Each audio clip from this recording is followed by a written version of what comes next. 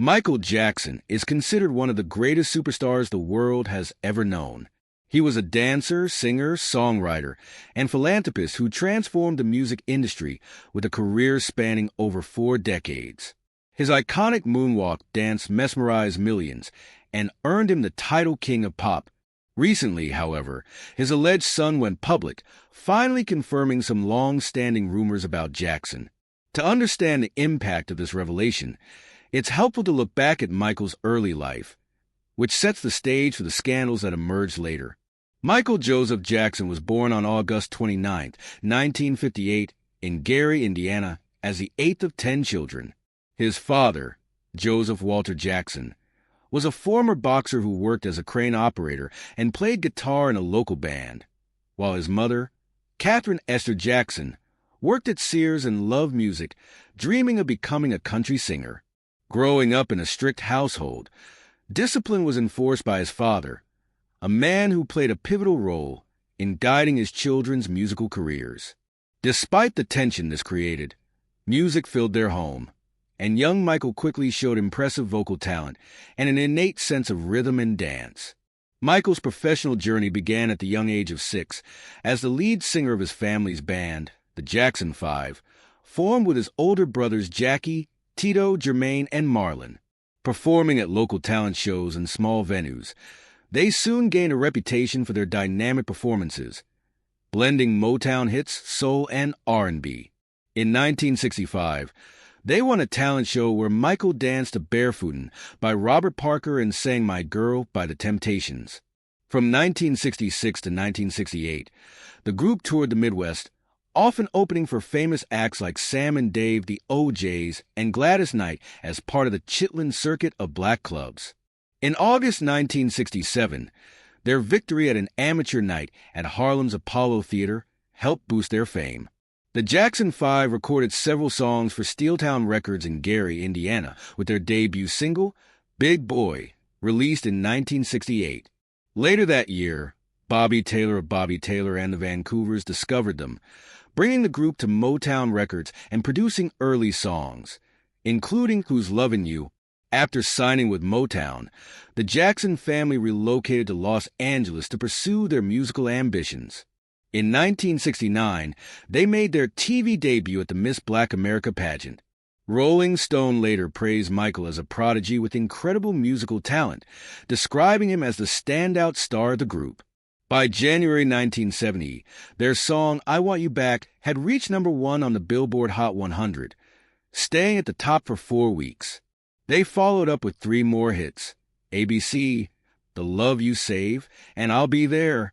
In 1971, the family moved to Encino, California, marking a new phase in Michael's life. As he transitioned from child star to teenage idol, he released 4 solo albums with Motown from 1972 to 1975, including Got to Be There and Ben. His single Dancing Machine in 1975 popularized the robot dance. That year, the Jackson 5 moved from Motown to Epic Records and rebranded as the Jacksons, continuing to tour internationally and released 6 more albums between 1976 and 1984. During this period, Michael Jackson played a pivotal role as the Jacksons' main songwriter, crafting memorable hits like Shake Your Body, Down to the Ground, Can You Feel It, and This Place Hotel. Yet, despite his musical success, his childhood struggles were significant, particularly the harsh criticisms from his father, Joe Jackson, who often mocked him for having a fat and ugly nose. This criticism deeply affected Michael's self-image, eventually leading him to undergo a rhinoplasty in 1978 to reduce the size of his nose. In 1979, Michael released his 5th solo album, Off the Wall, which marked his transition from a child star to a serious solo musician with a mature sound. Produced by Quincy Jones, Off the Wall became a groundbreaking work that bridged pop, R&B, and funk, reaching #3 on the Billboard 200 and selling over 20 million copies worldwide. While the album garnered widespread acclaim and earned him 3 American Music Awards, Michael felt that its impact didn't match his vision, igniting his determination to achieve even greater success in his next project. During this period, Michael experimented with collaborations, one of the most notable being with Queen's lead singer, Freddie Mercury. Together, they recorded a few demos intended for a duet album, but the collaboration ended abruptly when Michael brought a pet llama into the recording studio, which angered Mercury. Their creative clash ended the partnership, and Michael went on to collaborate with Mick Jagger, recording the single State of Shock for the Jacksons' Victory album. Michael's dedication to pushing boundaries culminated in his release of Thriller in late 1982. The album, blending pop, rock, and R&B with high production values and Jones' masterful arrangements, became a phenomenon. It not only topped the Billboard 200 for 37 weeks, but also remained in the top 10 for a record-breaking 80 weeks, captivating a global audience. Thriller shattered sales records, becoming the best-selling album both in the U.S. and worldwide, with over 70 million copies sold.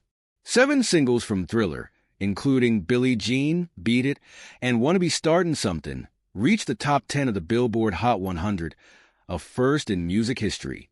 The album's massive success was recognized at the 26 Grammy Awards, where Michael won 8 Grammy Awards, a feat that highlighted his unprecedented popularity. Santana later matched this record, but at the time, Michael's achievement was groundbreaking. Following this, Michael won another 8 awards at the American Music Awards and became the youngest artist to receive the prestigious Award of Merit, further solidifying his superstar status. One of Michael's most iconic moments came on March 25, 1983, where he reunited with his brothers for a Motown 25 television special. The broadcast, viewed by 47 million people, featured Michael's legendary solo performance of Billie Jean, where he wore his now iconic sequin glove and performed the moonwalk for the first time on television. Taught to him 3 years earlier by dancer Jeffrey Daniel, the moonwalk became Michael's signature dance move and elevated his status to that of a global phenomenon. Critics compared this performance to other landmark television moments, like Elvis Presley's and the Beatles' debut on The Ed Sullivan Show. With Thriller, Michael achieved one of the highest royalty rates in the industry, earning around $2 per album sold. This groundbreaking financial arrangement contributed to his immense fortune. His influence extended beyond music.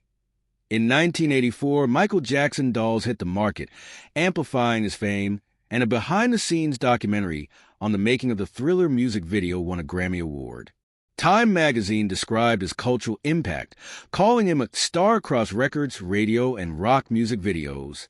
That same year, Michael embarked on the Victory Tour with the Jacksons, performing his solo hits to over 2 million fans across the United States.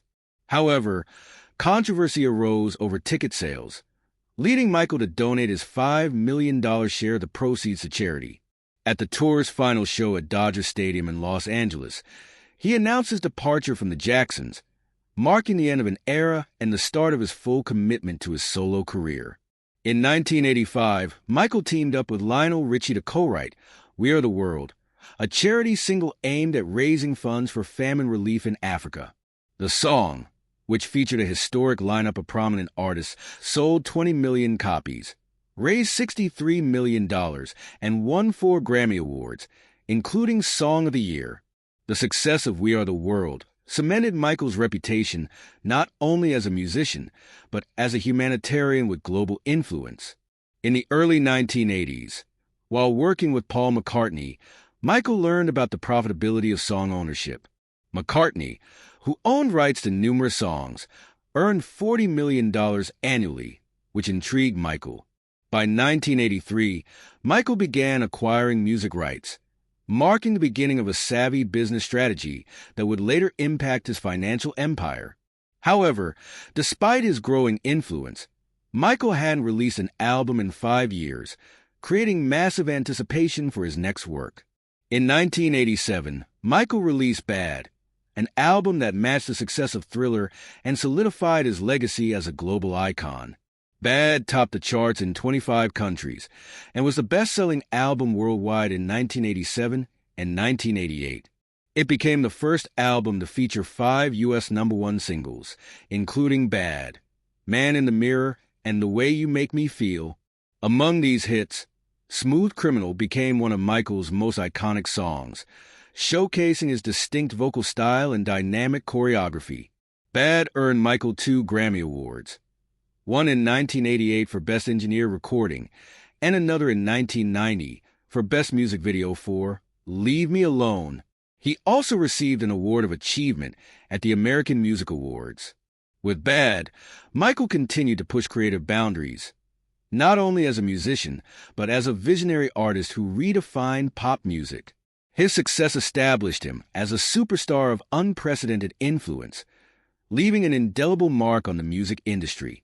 Through his talent, innovation, and business acumen, Michael Jackson transformed himself from a child prodigy to a global pop icon known as the King of Pop. In 1989, Michael Jackson embarked on his first solo world tour to promote the Bad album, which became one of the highest-grossing tours of its time. The tour ran from September 12, 1987 to January 27, 1989, and was met with record-breaking attendance figures. When he arrived in Japan, his concerts were a massive success. He performed 14 shows, drawing in a total audience of 570,000, almost triple the previous record for a solo tour in the country. In London, Michael performed 7 sold-out shows at Wembley Stadium, with 54,000 people attending each night. This achievement set a new Guinness World Record for concert attendance. It was around this period that Michael became famously known as the King of Pop, a title his publicist embraced. In 1989, actress Elizabeth Taylor publicly acknowledged this, calling him the King of Pop, Rock, and Soul when presenting him with the Soul Train Heritage Award, and the title remained associated with him throughout his career. In March 1991, Michael signed a historic $65 million contract with Sony, surpassing Neil Diamond's record contract with Columbia Records. Later that year, he released his 8th album, Dangerous, co-produced with Teddy Riley, which marked his foray into the new jack swing genre. Dangerous was highly successful, achieving 8 times platinum status in the United States and eventually selling 32 million copies worldwide by 2018. Its lead single, Black or White, topped the Billboard Hot 100 for 7 weeks and reached number 1 in multiple countries. The second single, Remember the Time, also became a major hit, peaking at number 3 on the Billboard Hot 100. By the end of 1992, Dangerous was the best-selling album of the year globally, with Black or White as the top single. In 1993, Michael performed Remember the Time at the Soul Train Music Awards, albeit sitting in a chair due to a twisted ankle he sustained while rehearsing dance moves. In the UK, another single from the album, Heal the World, reached number 2 on the charts. Following Dangerous, Michael encountered personal and professional challenges, but he continued to produce music with powerful messages. In 1995, he released a double album history, Past, Present, and Future Book I. The first disc featured some of his greatest hits, such as Billie Jean, Beat It, and Thriller, while the second disc included new material that tackled social and political themes. Tracks like Earth Song addressed environmental issues, and They Don't Care About Us expressed his frustration with social injustice and media scrutiny. The album also featured Scream, a duet with his sister Janet, capturing his anger at the intense media scrutiny he faced. This song was accompanied by a futuristic, high-budget music video, which went on to win a Grammy Award for Best Short-Form Music Video. Although History did not reach the sales heights of Thriller or Bad, it was still a commercial success, selling over 20 million copies worldwide. In 1997, Michael released Blood on the Dance Floor, History in the Mix, a remix album that included reimagined versions of songs from History along with 5 new tracks. The album performed exceptionally well in the UK, reaching number 1, and was certified platinum in the US after peaking at number 24. It went on to sell 6 million copies worldwide, making it the best-selling remix album of all time. In 2001, Michael returned with Invincible, his first full-length studio album of new material since Dangerous. He worked on the album for nearly 4 years, investing a remarkable $30 million in its production. Although Invincible received mixed critical reviews, it performed well commercially, debuting at #1 in 13 countries and selling over 7 million copies worldwide. However, it did not attain the same iconic status as his earlier albums and was the last original studio album he released in his lifetime. Despite his professional achievements, Michael's personal life was fraught with struggles. He often spoke of the physical and emotional abuse he endured as a child at the hands of his father, Joe Jackson. Michael recalled that Joe would sit with a belt, ready to punish him or his siblings for any mistakes they made during rehearsals with the Jackson 5. This early hardship shaped his complex relationship with his family and impacted him deeply throughout his life. Joe Jackson openly admitted to using whippings as a form of discipline for Michael, insisting it was necessary for his son's upbringing. Michael's mother later explained that while this form of punishment is now widely seen as abusive, it was a common parenting method in their community during Michael's childhood. Michael's brothers, meanwhile, defended their father's actions, claiming the discipline kept them out of trouble. However, Michael's own experiences felt different. He often described feeling isolated and lonely even with his large family around him. His relationship with his father left him with lasting insecurities and fears that haunted him into adulthood. In addition to his troubled family dynamics, Michael grappled with body image issues. His insecurities were amplified by his father's harsh comments about his appearance, with Joe Jackson reportedly calling Michael ugly as a child.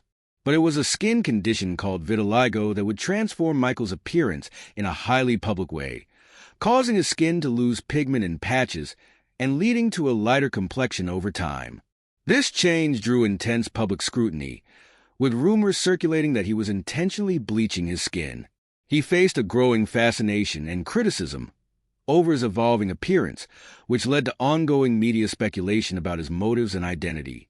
In attempts to address his insecurities, Michael underwent multiple plastic surgeries, including rhinoplasties and other facial procedures. Some of these, he claimed, were due to medical reasons, such as needing nose reconstruction after an accident. But his changing appearance only intensified media interest and added to public scrutiny of his life and choices. As Michael's fame escalated, he found himself at the mercy of a relentless media machine. The tabloids of the 1980s and 1990s labeled him as eccentric, mocking his reclusive lifestyle, his physical changes, and his unusual behavior. This era of tabloid culture branded him with the nickname Wacko Jacko, a term that deeply wounded him. The media's intense focus on his personal life overshadowed his musical accomplishments and left him struggling to maintain his mental and emotional health.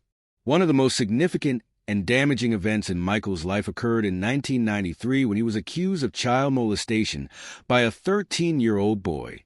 This accusation sparked a media frenzy, and though criminal charges were not filed, Michael settled the case out of court for a reported $20 million. This settlement, though not an admission of guilt, cast a shadow over his reputation. In 2003, similar allegations arose again, leading to a full trial that was broadcast globally. Michael pleaded not guilty and denied all allegations. After months of intense courtroom battles, he was acquitted of all charges in June 2005. Although the legal vindication provided some relief, the damage to his public image was irreparable. These accusations, combined with the relentless media scrutiny, took an emotional and financial toll on Michael, leaving him in a fragile state. Despite being one of the highest-earning entertainers of his era, Michael faced severe financial difficulties in his later years. The costs of maintaining his extravagant lifestyle, coupled with extensive legal fees from multiple court battles, plunged him into significant debt. By the early 2000s, he was reportedly millions of dollars in debt, despite owning lucrative assets such as the Beatles' music catalog, which was one of his most valuable holdings. The strain of these financial issues only added to the challenges Michael faced as he sought to protect his career and legacy. In his personal life, Michael had two high-profile marriages. His first marriage in 1994 was to Lisa Marie Presley, the daughter of Elvis Presley. Their relationship was highly publicized and ended in divorce after 2 years, with speculation that it was an attempt to rehabilitate his public image following the 1993 allegations. His second marriage, to Debbie Rowe in 1996, was more private and appeared to be largely practical. Rowe, who was once Michael's nurse, became the mother of his two eldest children, Prince and Paris Jackson. They divorced in 2000, with Michael gaining full custody of the children. He had a third child, Prince Michael II, born in 2002 through surrogacy, though the identity of the mother was never publicly disclosed. Known for his deep love and protectiveness toward his children, Michael often shielded their identities in public by covering their faces, hoping to provide them a semblance of privacy amidst the media frenzy surrounding him. In 2014, rumors circulated that singer Brandon Howard, the son of R&B artist Mickey Howard, might be Michael's biological child, allegedly stemming from Mickey's professional association with Michael's father, Joe Jackson, in the 1980s. Reports of a DNA test with a claimed 99.9% probability of Michael's paternity fueled this rumor. However, questions were raised about the test's validity, as it was reportedly conducted with an old dental device allegedly belonging to Michael. Michael's family dismissed the rumors as baseless, and Brandon himself remained reserved on the issue, expressing admiration for Michael but emphasizing his desire to focus on his own career rather than any alleged family connections. Tragically, Michael's life came to an abrupt end on June 25, 2009, when he was found dead at his home in Los Angeles from an overdose of the sedatives propofol and benzodiazepine. These medications had been administered by his personal doctor, Conrad Murray, to help him sleep as he prepared for a highly anticipated comeback tour. The suddenness of his death stunned fans around the world, and tributes poured in globally. In 2011, Dr. Murray was convicted of involuntary manslaughter for his role in administering the drugs that caused Michael's death. Despite the personal turmoil, legal battles, and controversies that marked his life, Michael Jackson's cultural legacy remains intact. As the king of pop, he revolutionized the music industry with his innovative music, electrifying performances, and groundbreaking music videos. Beyond his artistic contributions, Michael was known for his humanitarian efforts, supporting numerous charities throughout his life. Though his life was marred by scandal and personal struggles, his music and influence continue to inspire artists and audiences worldwide, securing his place as one of the most iconic figures in entertainment history.